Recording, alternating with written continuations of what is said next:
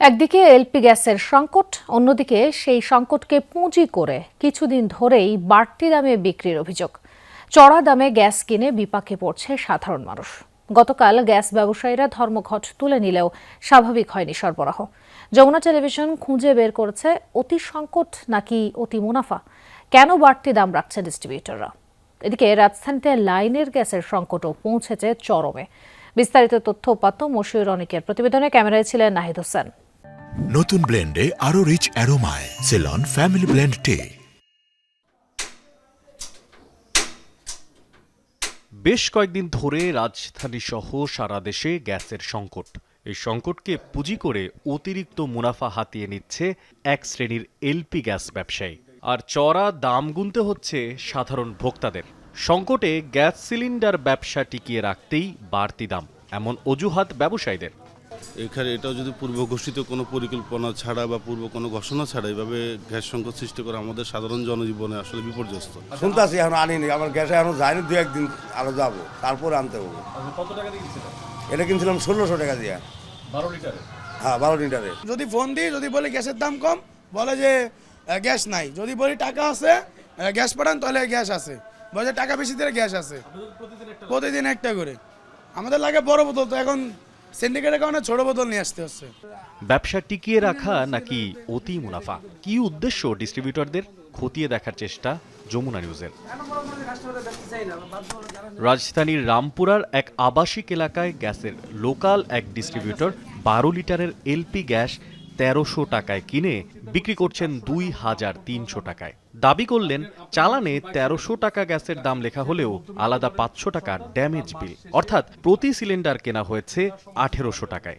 বোতলের জন্য খামোক্ষা ড্যামেজ, বোতল তো ড্যামেজ কিছু না, এখানে তো বোতল তো কিছু না, কিন্তু খামোক্ষা এটা ধার্য, নিলে নাও, না নিলে যাও। যেই মাল আমার দোকানে আসতো, এই মাল আমার গাদার মতো জায়গায় টেনে নিয়ে আসতে হয়। প্রশ্ন, কেন 1800 টাকার গ্যাস কিনে ভোক্তা থেকে নেওয়া হলো 2300 টাকা? তার কোনো সদুত্তর নেই এই ব্যবসায়ীর কাছে। 12 লিটারের গ্যাস আপনি 2300 টাকা কোন বিবেকে রাখতেছেন? এই গ্যাসটা কখন দেওয়া হয়েছিল সাইফুল? বদল কি দিছে? এটা আমি জাতির কাছে অবভিয়াসলি ক্ষমা চাচ্ছি, এটা আর নেক্সট টাইম আমি আশা করি হবে না। ওই ব্যবসায়ীকে নিয়ে টিম যমুনা ডিস্ট্রিবিউটর পয়েন্টে। জানা যায় এই সরবরাহকারীকে একদিন আগে ভোক্তা অধিকার জরিমানা করে 1 লাখ টাকা। এরপর সরকারের বেঁধে দেওয়া দামের থেকেও 7 টাকা কমে সিলিন্ডার বিক্রি করেন তিনি। কিন্তু বাড়তি 500 টাকার হিসাব চাইলেই তিনি বলেন ব্যবসা চালিয়ে রাখতেই এই দাম নিতে হচ্ছে। আমরা তো সঠিকভাবে পণ্য পাচ্ছি না, মূল সমস্যা তো সরবরাহ আর হচ্ছে আমদানিতে। যদি আমদানি ঠিক মতো না হয় তাহলে তো আমরা পর্যাপ্ত গ্যাস পাচ্ছি না। আপনি সঠিক তথ্যটা গোড়া থেকে ঘেটে আসেন, তাহলে আপনি বুঝতে পারবেন। আপনার একটা সিলিন্ডার, এখন ওমেগা সিলিন্ডার আপনি একটা কিনতে, আপনি কই আছেন? আসেন না, আপনি শোরুমে আসেন না।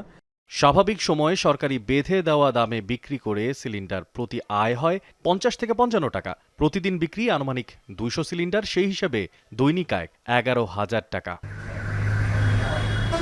এই সংকটে তিনি দৈনিক সিলিন্ডার বিক্রি করেন 50টি, কিন্তু লাভ প্রতিটিতে 450 টাকা পর্যন্ত, যা দৈনিক 22,500, অর্থাৎ স্বাভাবিকের চেয়ে গ্যাস সংকটের সময় প্রতিদিনে লাভ দ্বিগুণেরও বেশি।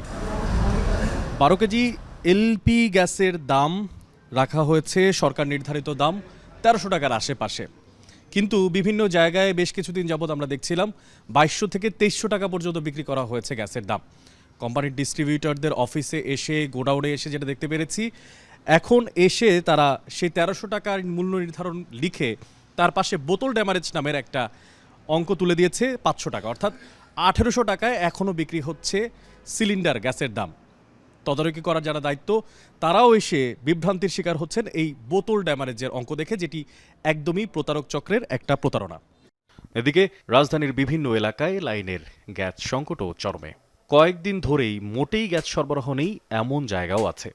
সারাদিন থাকেই না, 12টা 1টা পর্যন্ত তো একদম থাকে না, এরপর একটু সামান্য বাড়ে, ওইটাতে কোনো রকম রান্না বান্না হয়। সকালবেলা অফিসে যাইতে কষ্ট হয়ে যায়, রাইতে বাদ করতে পারে না, কষ্ট হয়ে যায়। তবে দীর্ঘদিন যাবত সমস্যাটা ইদানিং একটু বেশি বাড়তেছে।